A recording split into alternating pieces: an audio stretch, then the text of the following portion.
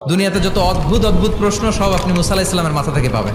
বিভিন্ন বিষয়ে আল্লাহরে প্রশ্ন করতেন। সাইয়েদনা মুসা আলাইহিস সালাম আল্লাহরে বললেন, আল্লাহ আপনি আমার এমন একটা জিকির শিখাইয়া দেন যে জিকিরটার শব্দ আপনি আর আমি ছাড়া কেউ জানবে না।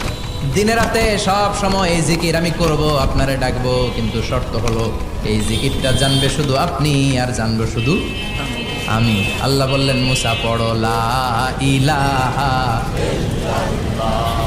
মুসা আলাইহিস সালাম কয়, মাবুদ এটা তো জাতীয় জিকির, সবাই জানে। আমি তো চাইছি এক্সেলেন্ট একটা জিকির, কারো কাছে নাই, শুধু আমি জানবো আর আমি পড়বো। আল্লাহ বললেন, মুসা এই লা ইলাহাকে যদি এক পাল্লায় রেখে দাও, তাম বিশ্ব, সাত আকাশ, সাত জমিনটারে তুলে যদি তুমি আরেক পাল্লায় রেখে দাও, লা রাজাহাত কাফাতু লা ইলাহা ইল্লাল্লাহ, মুহূর্তের মধ্যে লা ইলাহার পাল্লা ভারী হয়ে যাবে।